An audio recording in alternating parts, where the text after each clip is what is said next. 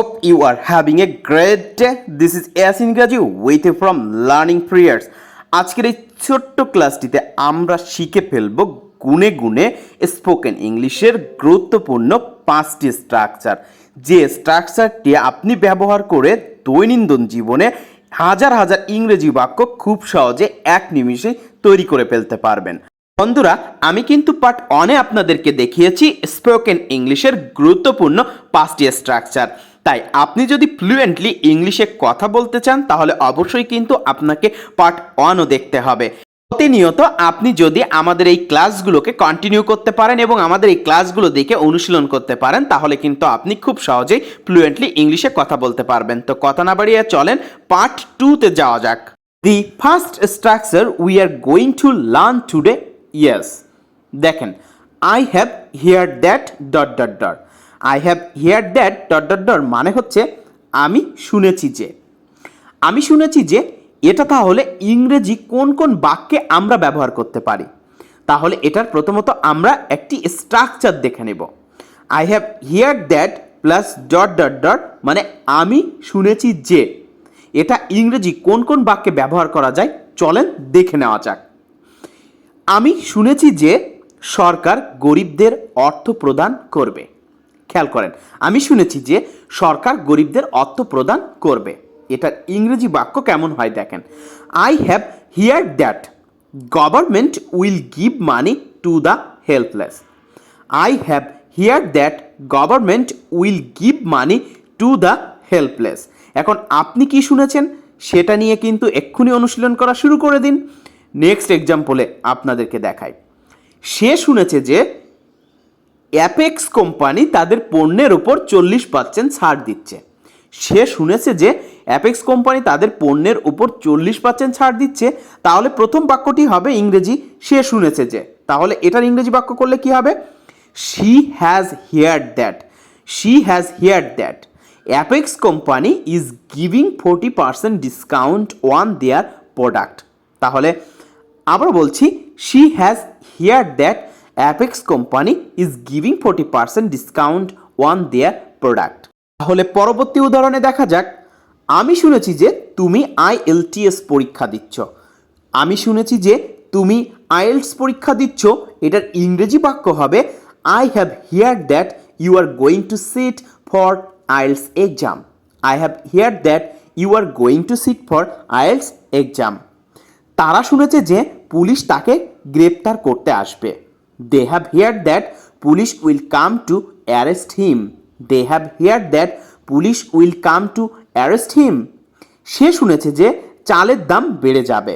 She has heard that the price of rice will be increased.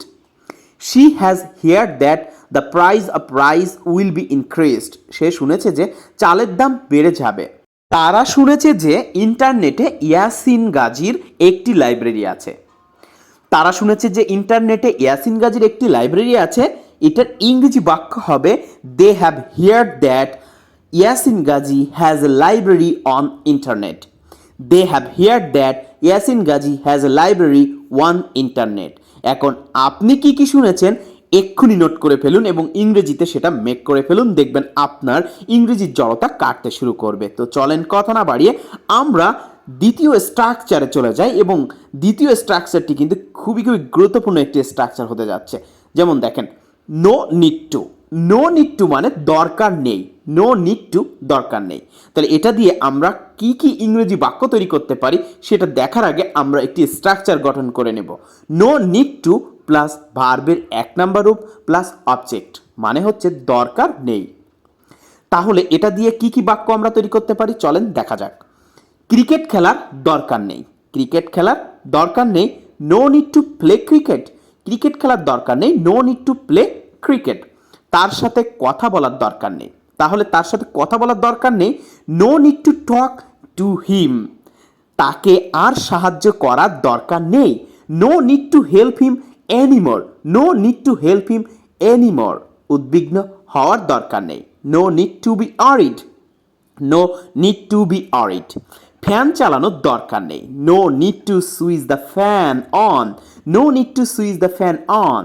Facebook ব্যবহার করার দরকার নেই, no need to use Facebook, no need to use Facebook.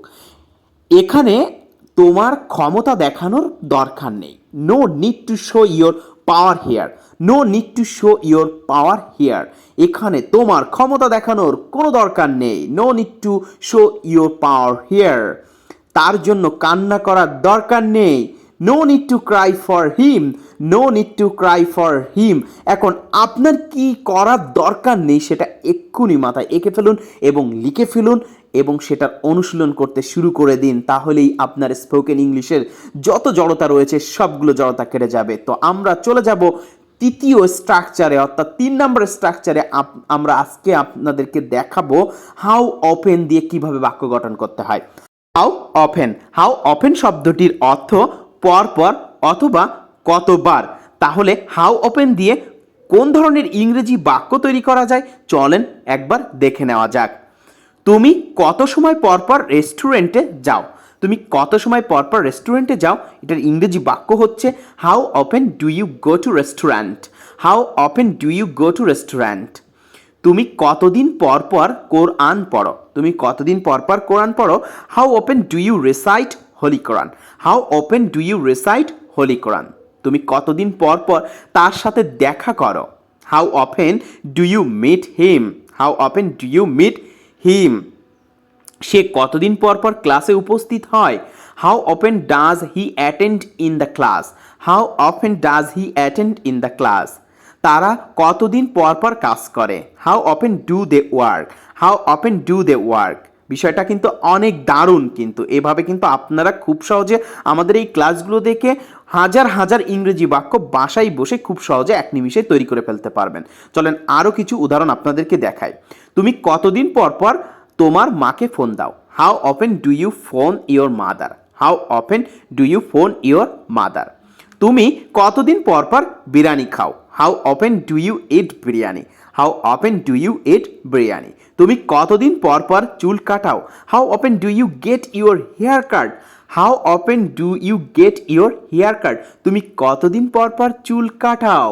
এখন আপনি কতদিন পর পর কী করছেন, কী করবেন, এটা এক্ষুনি ভেবে ফেলুন এবং খাতায় নোট করে সেটার ইংরেজি বাক্য তৈরি করুন এবং বেশি বেশি করে অনুশীলন করুন। I will be able two, I will be able two মানে হচ্ছে আমি পারবো। এই I will be able two spoken ইংলিশের কিন্তু গুরুত্বপূর্ণ একটি স্ট্রাকচার এবং স্পোকেন ইংলিশে আপনি দক্ষ হতে চাইলে অবশ্যই কিন্তু আপনাকে I will be able two জানতেই হবে। তাই মনোযোগ সহকারে আজকের ক্লাসটি দেখতে থাকুন। তাহলে I will be able two মানে হচ্ছে আমি পারবো, I will be able two মানে আমি পারবো। তাহলে I will be able two দিয়ে কি কি ইংরেজি বাক্য তৈরি করা যায় চলেন দেখে নেওয়া যাক। আমি ইংরেজি শেখাতে পারবো, তাহলে কি হবে, আমি ইংরেজি শেখাতে পারবো। I will be able to teach English, I will be able to teach English. সে পুকুরে সাঁতার কাটতে পারবে, অর্থাৎ পারবে। তাহলে he will be able to swim in the pond, he will be able to swim in the pond. তারা এই বড় মাছটি ধরতে পারবে না, তারা এই বড় মাছটি ধরতে পারবে না। দে ওন্ট বি এবল, পারবে না অর্থে কিন্তু ওন্ট বি নিতে হয়। They won't be able to catch this big fish, they won't be able to catch this big fish. তারা এই বড় মাছটি ধরতে পারবে না। সে এই চাকরিটা পাবে, তাহলে she will be able to get this job, she will be able to get this job. কেউ এই ভারী বক্সটি বহন করতে পারবে না, কেউ এই ভারী বক্সটি বহন করতে পারবে না। কেউ যেহেতু রয়েছে ব্যক্তি নির্দেশ করছে তাই হবে no one, no one will be able to carry this heavy box, no one will be able to carry this heavy box. তাহলে কি হবে, কেউ এই ভারী বক্সটি বহন করতে পারবে না। No one will be able to carry this heavy box.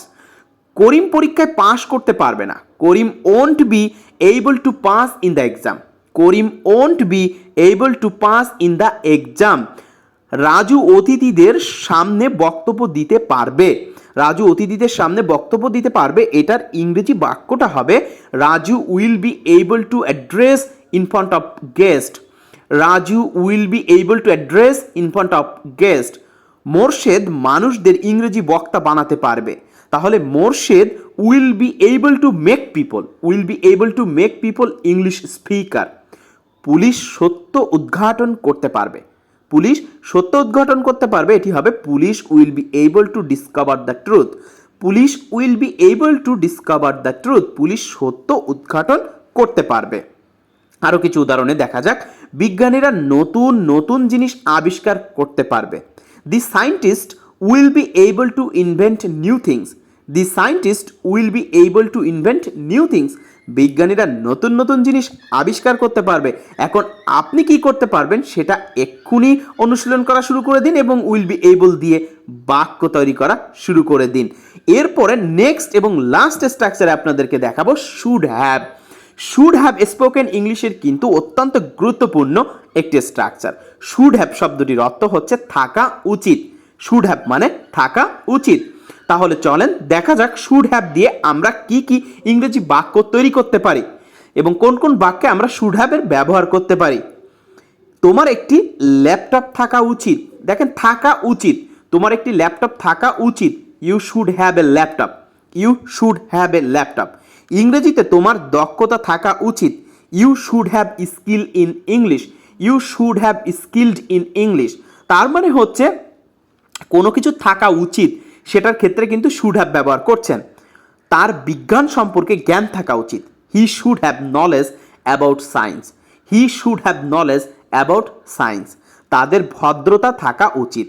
They should have good manner, they should have good manner. তাদের একটি রেস্টুরেন্ট থাকা উচিত। They should have a restaurant, they should have a restaurant. তাদের একটি restaurant থাকা উচিত। তোমার একটি কার থাকা উচিত। You should have a car, you should have a car. আমাদের একটি ইংরেজি প্রশিক্ষণ কেন্দ্র থাকা উচিত, আমাদের একটি ইংরেজি প্রশিক্ষণ কেন্দ্র থাকা উচিত। We should have an English training centre, we should have an English training centre. তাহলে কি হবে, we should have an English training centre. তোমার একটি এয়ার কন্ডিশন থাকা উচিত। We should have an air condition, we should have an air condition. বিষয়টা কিন্তু অনেক দারুণ। দুর্নীতির বিরুদ্ধে সরকারের একটি শক্ত আইন থাকা উচিত, দুর্নীতির বিরুদ্ধে সরকারের একটি শক্ত আইন থাকা উচিত। এটাকে আমরা শুড হ্যাভ দিয়ে কিভাবে করব দেখে নিন। Government should have a strong law against corruption, government should have a strong law against corruption. তাদের অনেক সাবস্ক্রাইবার থাকা উচিত। They should have a many subscribers, they should have a many subscribers. তাদের অনেক সাবস্ক্রাইবার থাকা উচিত। এখন আপনার কি থাকা উচিত একটু এক্ষুনি ভেবে ফেলুন। আপনার কি দামি গাড়ি থাকা উচিত, আপনার লজ্জা থাকা উচিত। তাহলে এগুলো কিভাবে বাক্য তৈরি করবেন আমি আরও বাক্য তৈরি করে আপনাদেরকে দেখিয়ে দিচ্ছি। আপনার লজ্জা থাকা উচিত। You should have shame. তোমার একটি দামি গাড়ি থাকা উচিত। You should have an costly car. তোমার মা বাবার প্রতি শ্রদ্ধা থাকা উচিত। You should have respect for parents. শিক্ষকদের প্রতি আমাদের শ্রদ্ধা থাকা উচিত। We should have respect for teacher. পড়াশোনায় তোমার পূর্ণ মনোযোগ থাকা উচিত। You should have full attention for study. এখন বন্ধুরা তোমাদের কিসে কি থাকা উচিত এক্ষুনি ভেবে ফেলো এবং এটি নোট করে ফেলো এবং অনুশীলন করা শুরু করে দাও আমাদের এই ক্লাসগুলো দেখে। আশা করি তোমরা এই ক্লাসগুলোর মাধ্যমে অনেক বেশি উপকৃত হবে এবং স্পোকেন ইংলিশে তোমাদের যত জড়তা রয়েছে আমাদের এই প্রত্যেকটি ক্লাস যদি তোমরা খুব মনোযোগ সহকারে দেখো তো আশা করি তোমাদের এই সকল জড়তা কেটে যাবে। তাই তো বন্ধুরা এই ক্লাসগুলো তোমাদের কাছে কেমন লাগছে অবশ্যই কিন্তু কমেন্টে জানাবে। আর এই ক্লাসগুলোর কোন স্ট্রাকচারটি তোমাদের কাছে সব থেকে বেশি ভালো লেগেছে অবশ্যই কিন্তু কমেন্টে জানাবে। আর প্রতিনিয়ত এই রকম স্পোকেন ইংলিশের গুরুত্বপূর্ণ ক্লাস পেতে অবশ্যই আমাদের চ্যানেলটিতে সাবস্ক্রাইব করবা এবং বেশি বেশি করে আমাদের এই ক্লাসগুলো তোমাদের টাইম লাইনে শেয়ার দিয়ে রাখবা যাতে করে তোমাদের টাইম লাইনে থাকা বন্ধুরাও এই ক্লাসগুলো দেখে উপকৃত হতে পারে। আবার তোমাদের সাথে দেখা হচ্ছে নেক্সট ক্লাসে অর্থাৎ ক্লাস 3-তে আবারও এরকম গুরুত্বপূর্ণ স্পোকেন ইংলিশের 5টি গুরুত্বপূর্ণ স্ট্রাকচার নিয়ে। ততক্ষণে তোমরা সবাই ভালো থাকবা, সুস্থ থাকবা। আজকের মতন এখানেই, আল্লাহ হাফেজ।